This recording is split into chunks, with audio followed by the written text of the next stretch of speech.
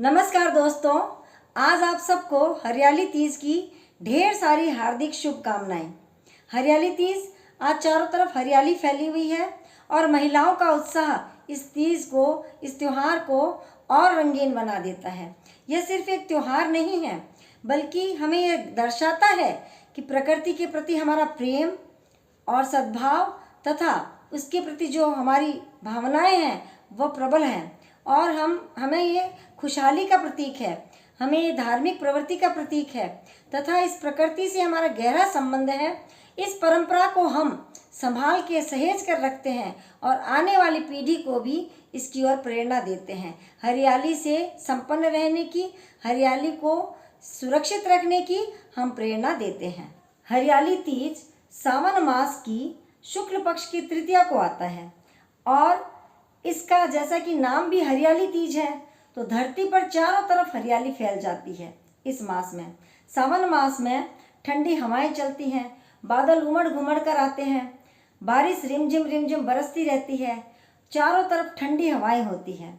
पशु पक्षी भी बड़े खुश मिजाज रहते हैं, पक्षी कलरव करने लगते हैं, पशु भी खुश रहते हैं और मानव को तो यह सावन मन भावन लगता है। महिलाओं के लिए यह और भी महत्वपूर्ण है। इस दिन महिलाएं हरे वस्त्र पहनती हैं, हरी चूड़ियां पहनती हैं, श्रृंगार करती हैं और अपने पति के लंबी उम्र के लिए और स्वस्थ रहने के लिए व्रत भी करती हैं। इस त्योहार पर झूलों का अपना एक अलग महत्व है। महिलाएं झूला झूलती है ठंडी ठंडी हवा में। पेड़ों पर आम के पेड़ों पर झूले डाल दिए जाते हैं और श्रृंगार करती हैं तथा कुंवारी लड़कियां तपस्या करती है। जैसे माता पार्वती ने शिव जी को पाने के लिए तपस्या की थी, वैसे ही कुंवारी लड़कियां भी अच्छा वर पाने के लिए तपस्या करती हैं। सावन के महीने में तपस्या करती हैं और तीज का विशेष महत्व है। बच्चों के, लड़कियों के मेहंदी लगाई जाती है, औरतें भी मेहंदी लगाती है। और हरियाली तीज पर एक कथा भी है। यह कथा शिवजी और पार्वती की है। कहते हैं कि माता पार्वती ने 107 जन्म तक कठिन तपस्या की शिवजी को पति रूप में वरण करने के लिए, लेकिन शिवजी ने नहीं माना। 108वां जब जन्म उन्होंने लिया तो जंगल में जाकर घोर तपस्या की माता पार्वती ने। तब शिवजी प्रसन्न हुए और आज इस हरियाली तीज के दिन ही उन्होंने उन्हें पत्नी रूप में माना। तो यह कथा भी प्रचलित है, इसलिए इस दिन को विशेष माना जाता है। राजस्थान में इस दिन का बहुत महत्व है।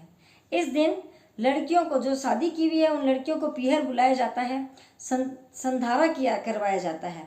संधारे का मतलब होता है कि उन्हें सत्तू, मिठाइयाँ, मगध आदि खिलाए जाते हैं। साड़ियाँ, चूड़ियाँ पहनाई जाती हैं, नए वस्त्र दिए जाते हैं, खुश रखा जाता है। वैसे भी हमारी परंपराओं में लड़की को लक्ष्मी, पार्वती और दुर्गा का रूप माना जाता है, सरस्वती का रूप माना जाता है। तो इस दिन माँ बाप की यह कोशिश रहती है कि बच्चियों को आज के दिन खुश रखा जाए। वैसे भी खुश रखते हैं, लेकिन विशेष उनकी जो इच्छा है उसकी पूर्ति की जाए। मैंने भी आज हरियाली तीज पर अपनी पोती को सिंधारा करवाया और उसे जो उसने चाहा, जो उसने मांगा, जो उचित था, उसे देने की कोशिश की। माँ, आज हरियाली तीज है। माँ, मुझे रूप जी के गोलगप्पे खिला लाओ तो। क्यों? अभी खाना खाया है ना? अभी खाना खाया है ना? इसलिए क्योंकि आज हरियाली तीज है। अच्छा, अभी खिला के लाते हैं।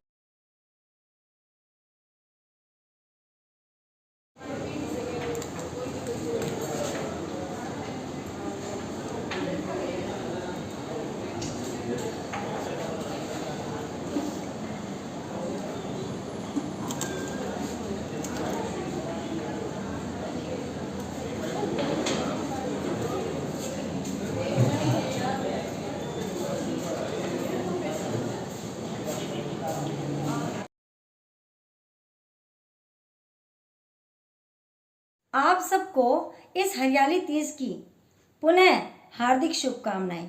आपका जीवन हरा भरा हो, मंगलमय हो और शांति भरा हो, ऐसी कामना करती हूँ तथा हमेशा हरी हरी हरियाली की तरह खुशियाँ आपके जीवन में व्याप्त रहे।